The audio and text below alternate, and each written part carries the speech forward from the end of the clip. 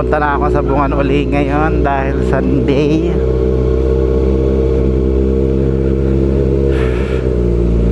Ano nga baga ang pinagkakakitaan ko sa Bungan? Ang pinagkakakitaan ko lang naman doon ay yung ano, GCash, cash in at cash out. Yun lang. Tapos pero karamihan naman ng kadalasan naman pinagkakakitaan ko doon ay yung ano, cash out. Kasi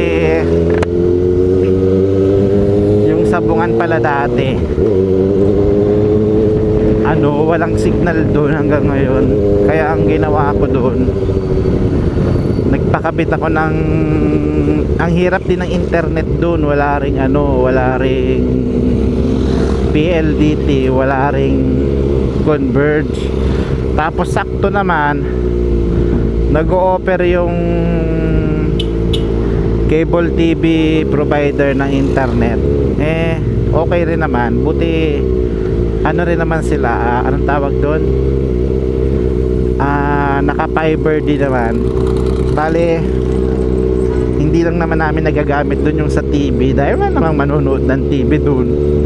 Magiging abala lang yun. Tapos nung napalagyan ko na ng ano, ng internet, piso wifi naman yung nilagay ko doon para yung mga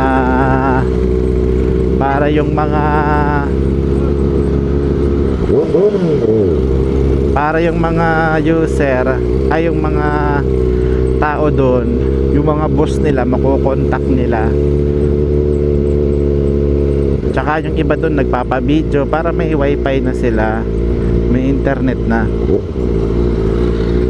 Ngayon, tapos yung mayroon ng piso wifi, ang pinalagay ko naman, naglagay naman ako ng GCash, cash in, cash out para maiwasan na yung mga nagbabattery, yung mga tumatakbo sa ano, yung mga, ang tawag nila ay mag-iigib muna.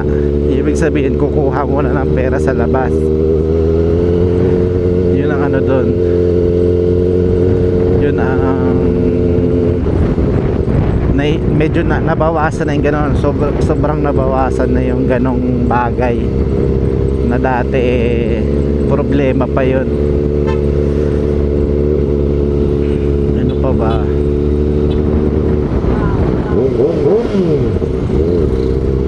Bumba daw pinagbig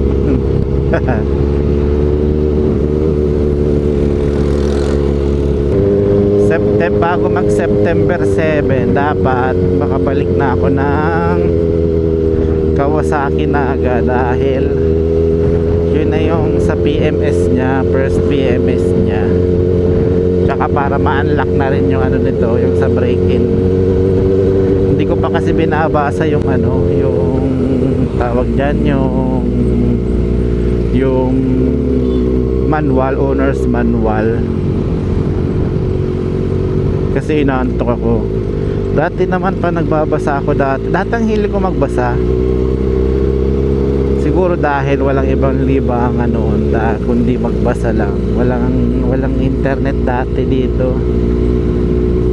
Bale, pag may internet ako, naka-internet ako sa malayo, ang gagawin ko, isesave ko yung mga website gamit yung packet. Kung alam niyo dati yung app na packet, saka yung Instapaper, parang ang nangyayari doon, isesave niya yung mga text ng isang website para basahin mo later, mamaya, ganon. Yun ang uso noon. Ang dami kong nire-research, binabasa ko talagang basa, tas iniintindi ko yung mga nakasulat talaga noon yun. Kasi walang libangan. Ngayon ang dami ng distraction, kaya parang ano, pag kaunting basa inaantok ako, nakakatulog, ganyan. Traffic, ano nangyari?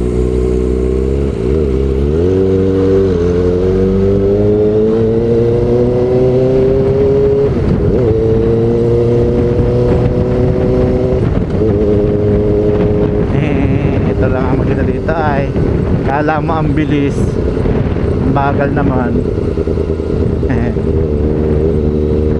40 lang naman ang takbo.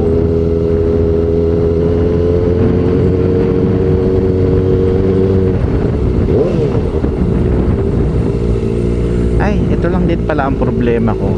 Masyado akong nasanay sa scooter na ang ginagamit kong brake, handbrake itong sa kanan.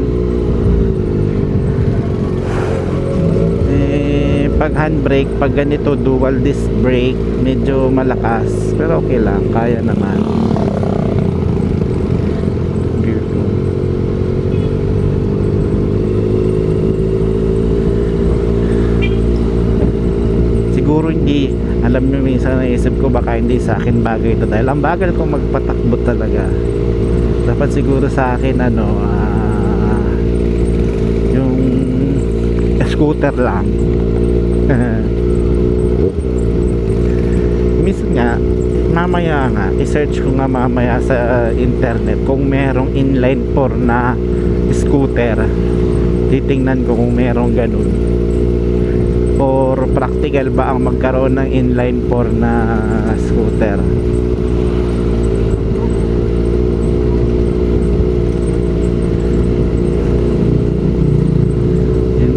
Hindi ako maka-overtake ko.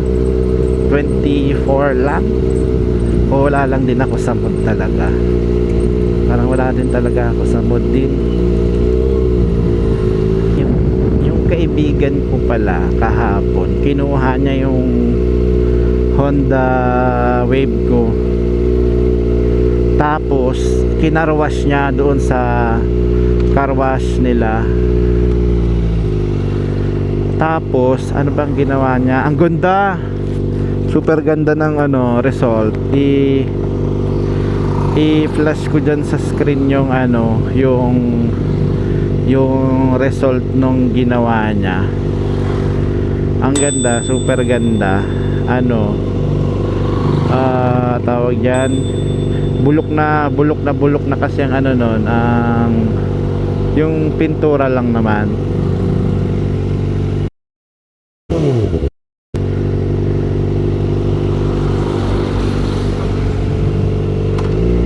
Ngayon nung siya na ang nag car wash, ang ganda ng kinalabasan. Parang ang ganda talaga ang ganda ng kulay, black na black. Syempre ang dami na rin imperfection ng Honda, makikita mo na rin yung mga gas niya, saka yung mga pero kumpara ng dati talagang luma na ng tingnan niya, bulok na, pero nung naayos na niya, ang ganda na.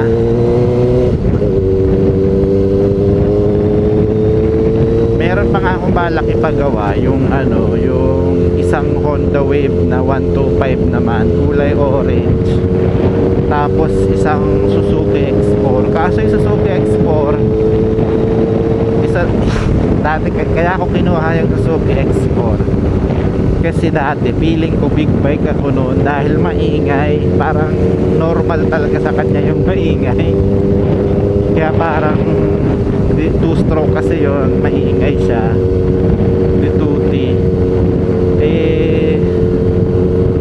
Pang weekend ride ko lang din sana yung motor na yun kasi nga ang hirap paanda rin. Kaso napabayaan ko doon sa Kalawang, kinakalawang na ngayon yung motor. Hindi ko alam kung aandar pa uli yun. Kaya bahala kong yun. Bahala ko uli.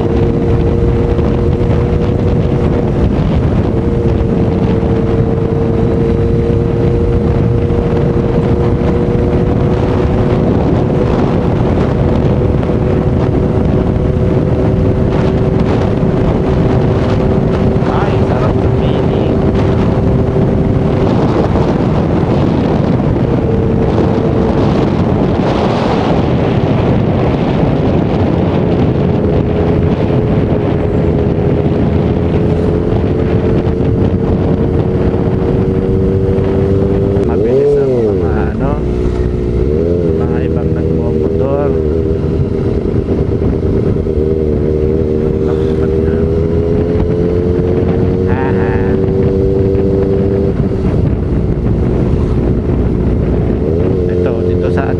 may guhit pala. Oh.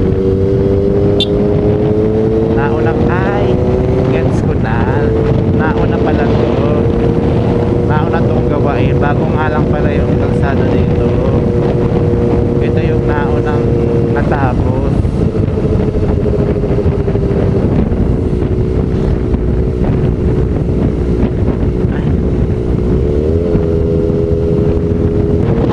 Mayroon nga pala ako. Bigla lang may pumasok sa isip ko pala. Sabi ko, minsan pinag-uusapan namin ng barkada ko yung sa blessings minsan na nako-compare ko yung blessing namin sa iba. Pero ano to, past naman na to. Parang ganito. May ibang tao na sobrang iba kasi yung focus ko nun dati. Talagang masyado akong focus sa pera dati. Sabi ko, masyado nga akong masyado akong maisip sa pera na parang every cents counts, parang gano'n na hindi naman na gets ko naman yung every peso count pala, pero parang dumating ako sa point na parang konting busit agad ako. Dapat na normal naman siyang gastusin, yung mga ganong bagay. Tapos parang question ko dati, bakit si ganitong tao, parehas naman kaming may masamang ginawa noon sa buhay, pero bakit yung blessing niya sa pera grabe, parang sobra, parang naging milyonaryo siya, na gano'n. Sabi ko, ano ba, mas masama ba ako gano'n yung mga questions ko dati, na doon ako nakafocus lagi sa pera.